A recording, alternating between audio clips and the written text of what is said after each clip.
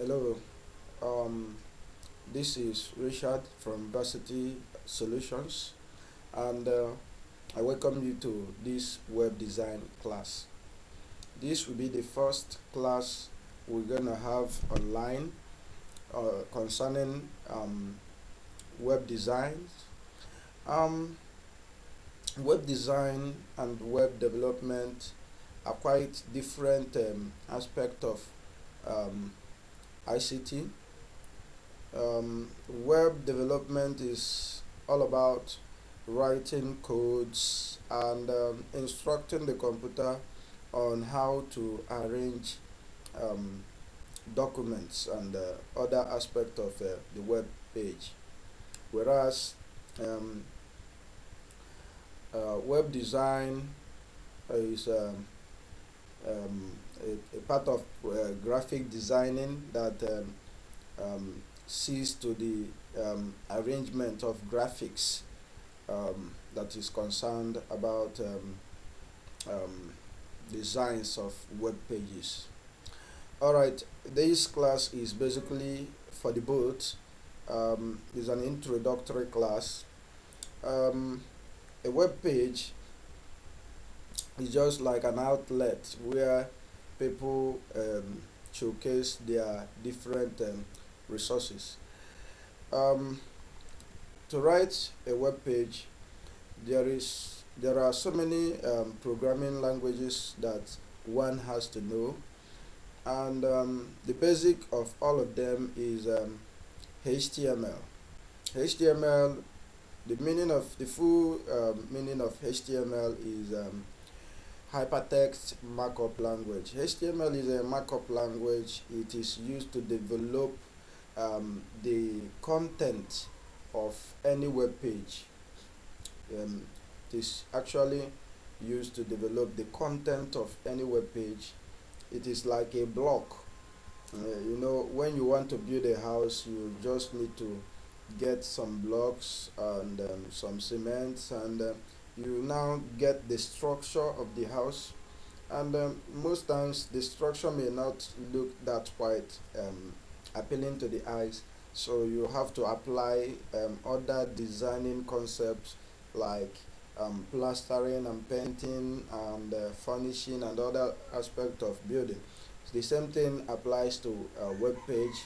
When you are designing a web page, you have to first of all bring in the blocks of a web page, which is the HTML, and then you now apply the decorations, which is the CSS. You use CSS to design the web page to anyhow you like it to be. And CSS actually means cascading style sheet. It is used to style the HTML content. I will not talk much on this because I have another class where I will introduce everything about HTML and CSS. Now, I just want to um, tell you and teach you those requirements that you need to have before you start writing any web page or web development. Now, before then, I'm going to show you something. I'm going to open my browser. Now, there is this software that I need to download before I start, but that doesn't mean that I cannot do it with any other thing. So I'm using a Windows operating system, and in Windows you usually have a Notepad. So you can use a Notepad, but most times Notepad is not that fun to write with. Okay, so because of it, we we have some other notepads that makes programming fun. So I'm going to show you so many other um, uh, um, alternatives to Notepad. So you can have Notepad plus plus, Notepad plus plus. So Notepad plus plus. Please forgive me. So once you search for Notepad++. The first display you see there is Notepad++, and let's go there. And now when the web page opens, we are going to see so this is the icon, so you can go ahead and download the latest version, or you can download any of them if you wish. So I have downloaded it, so there is no need of going over to download it again. Another alternative, which is the one I basically use, is the Visual Studio Code. There are several of them. You also have the Atom. So um, you just, the one that you like, you can use it. So Visual Studio Code, yeah. So Visual Studio Code. So you will see, so this is code.visualstudio.com. So you can just click there to open it, and you can download it. So like for me, I am using Windows operating system. You can use any of the operating systems. You can use Mac, you can use Linux, you can use Chrome OS, any operating system at all can do this. So you can see, so this is a Visual Studio Code. So you can go ahead and click download and then install it. Now I have it already on my system, so I am going to minimize this and get over to my Notepad. So this is my Notepad. Yeah, I'm going to double click and open it. So once once it opens, so let's wait for it to open.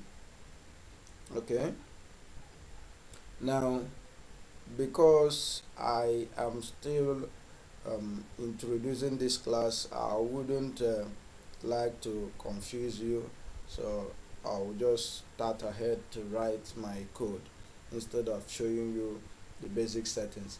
But in my other video, we make sure that I have a comprehensive video that will show you how to set up your Notepad or your Visual Studio Code.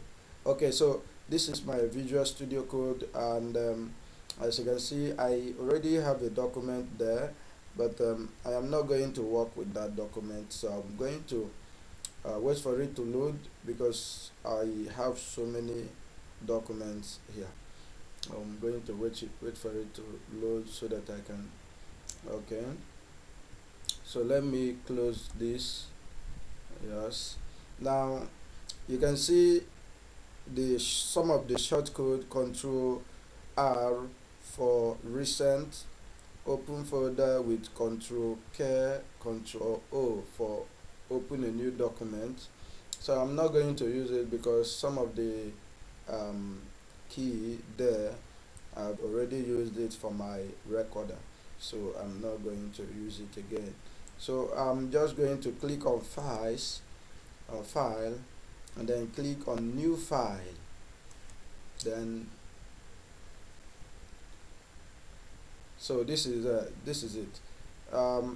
If I double click on this untitled, this place untitled, it can, okay, let's just allow it for now. And then there are some basic things you need to know. To write HTML, all the HTML are written in tags. What I mean by they are written in tags is that the HTML is enclosed within a less than and greater than symbol.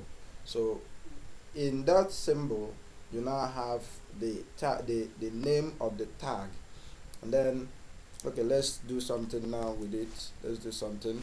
Let's the talk more doing. Let's do something. So I'm going to do something. So I am going to first of all write doc type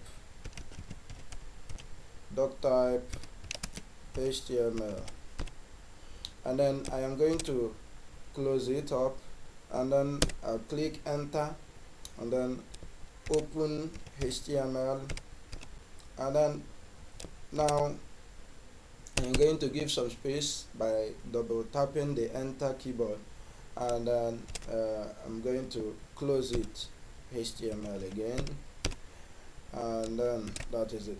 Now watch, there is something common here. You see that in this all of them are enclosed within a less than and greater than.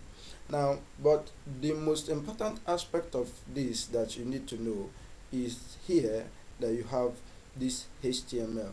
Within this place, within this space, within this particular space, you are going to write all your codes within the HTML.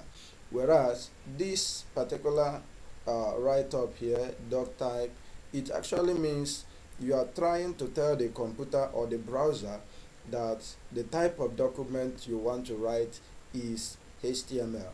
Now, this is the basic way of writing HTML. You must have a opening tag and a closing tag. So this is it. This is the opening tag and this is the closing tag. Usually the closing tag must have a forward slash. The forward slash expresses that you are closing the tag. So this is the HTML tag, and this is the opening tag, and then this is the closing tag. So as time goes on, I will show you those of the those tags that doesn't have closing tag but only opening tags. So I'm going to save this file. Just click on file and then go to save as, and then I'm going to select a folder I want to save it in. I want to save it in the document folder and my HTML project. So let me save it in my HTML project and save this as index.html. Okay, I already have this here. So let me save it somewhere that I don't have this.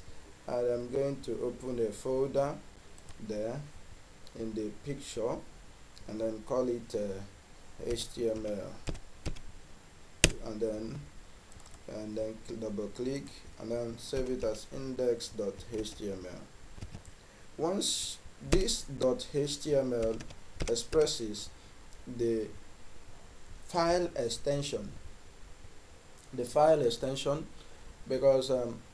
just like the way you have your pictures are saved as either JPG, PNG, GIF, and SVG, and so on, so many of them. Now, each of them has a way the computer reads them and understand them. The same way, the file extension expresses the way the computer will read it and the way it will express it.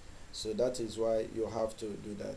Now, most times, if you don't want to put .html, you just save it as index, and then click on this save as type, and then select HTML here. So, but if you don't want to do it like that, you just type index.html, just click on save, and watch what will happen now.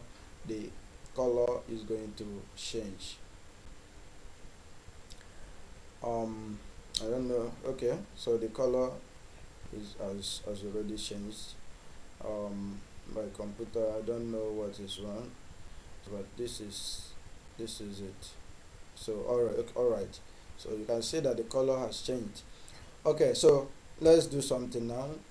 If I am Let me go to the file and show you something. I don't want to make this thing more technical so that I don't confuse you. Go to pictures, just the file where you saved it, and this is the HTML folder, and then you can read it with your browser. Open it with your browser. Okay, so you can see it is empty. It is empty because here in my Visual Studio Code, I have nothing inside of the HTML. And if I go back to my browser now, and click on and right click, then go to view page source. You will see it is exactly what I have on my Visual Studio Code, or on my you can see it. So this is the only thing I have in my um, text editor. So this is it. So let's do something more now. In this HTML, we usually have two parts of the HTML. One part is the head, the other part is the body. Now the head, so I'm going to open the head. Watch what will happen. It will automatically close it for me. Now I am going to give a space, and under the space I am going to open a title. A title. Yeah. Watch what will happen also. It is going to close it for me. Once, yeah. Now within this space, within this particular space, this is where the title of this website will enter. This is where it will enter. So this is, let's say, website tutorial. Okay, so Control S to save it. Now refresh my browser. Oh, okay. Let me refresh my browser and watch what will happen. The name is going to change. So you can see it here. The title that will appear at the top of the browser, the tab of the browser, has already changed. So this is it. This is the basic concept of HTML. So next thing is, I'm not going to talk about other aspect of the head. I am going to have a different video for it. So I'm going down from the head. I'm going to have the body, and within the body I am going to start writing my code. Anything you write here is going to be displayed on the browser. Even if you don't use a tag, you just write something, just a random text, anything you have, you can save it, and then go to your browser, refresh it. You see it will still appear. That's it. But there is the reason why we normally use tags. The tags is used to call the function from the CSS in order to style it accordingly. You will understand it better in our CSS class. So I am going to put everything in a tag. So the first thing I'm going to talk about is the heading tag. So the heading tag is usually represented with H, and it ranges from H1 to H6. You can see it here, H1 to H6.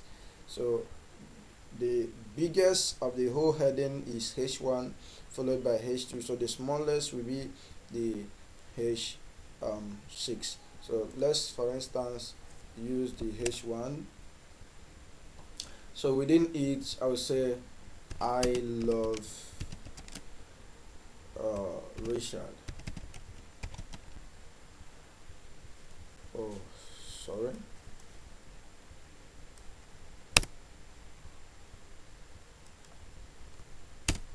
I love Richard. So if I go ahead and save this and go to my browser and then refresh it, you can see this is very bold to compare with the other random text we displayed. So this is it.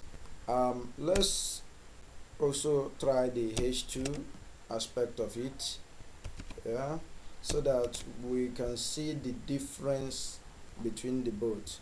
Okay, I love Richard. So let's go ahead and save it, Control S, and then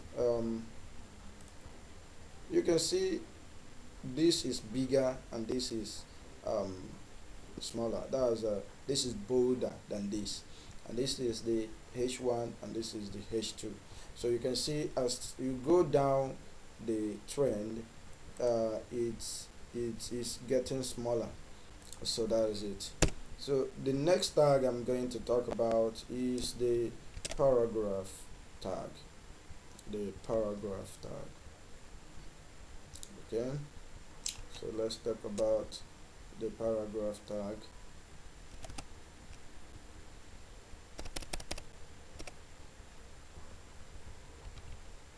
The paragraph tag is written as P.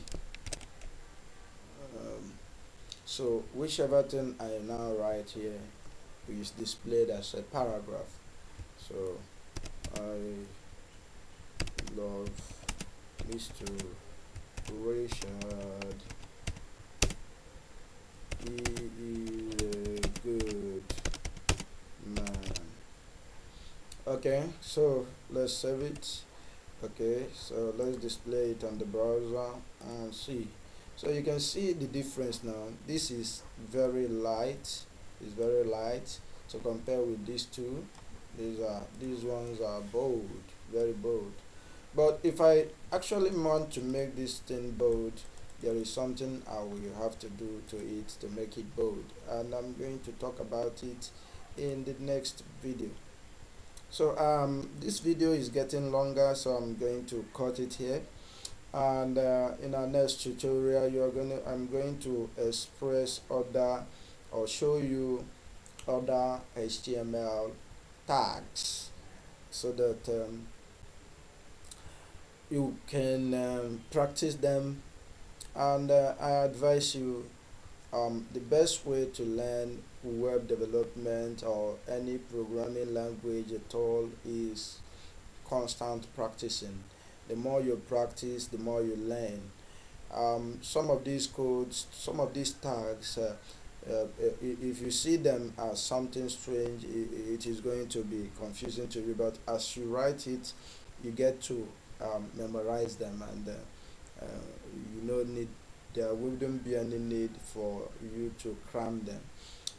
I wouldn't even advise you to cram it. I will advise you to always practice, and don't bother yourself.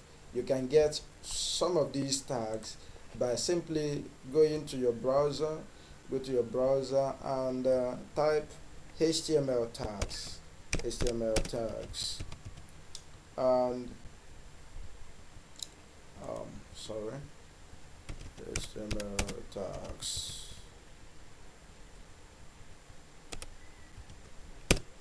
HTML tags, and once you click, Google is going to show you that. So there are so many of them. I usually use W3 School, or W3 Consulting. That's W3C.com. Okay, so they give me the best I see. Okay, there is this one html.com. It is also good. So but let's use this W3 School. That is World Wide Web School. That is what it actually means. World Wide Web School. Okay, so you can see there are several um, programming languages here. You see your HTML, CSS, JavaScript. These are the basic um, front end web development courses you need to know. And then the SQL is for the database, Python, PHP, Bootstrap. Bootstrap is one of the best way to write front end nowadays. I will still, as our class progresses, we are going to see it. And then so many of them. Let's just focus on what we come here to do. Okay, so um, let's you can see once you have This tag is for comment. For comment, this tag defines the document type. A defines a hyperlink, abbreviation, acronym, address, um, embed, and so many other area inside an image map, article, aside. There's a when you want to um, write something like you want to put it somewhere, maybe sidebar or something like that. Um, so many of them. So you can see there are so many of them here. Okay. Basically, we ask you to um, go and print it as a document, look into it, try to practice it, put it in practice, and core group. You can see so many of them. You see co-span, core group, and so on. You see code, that's for column. Core group want to group some column together, and then so many of them.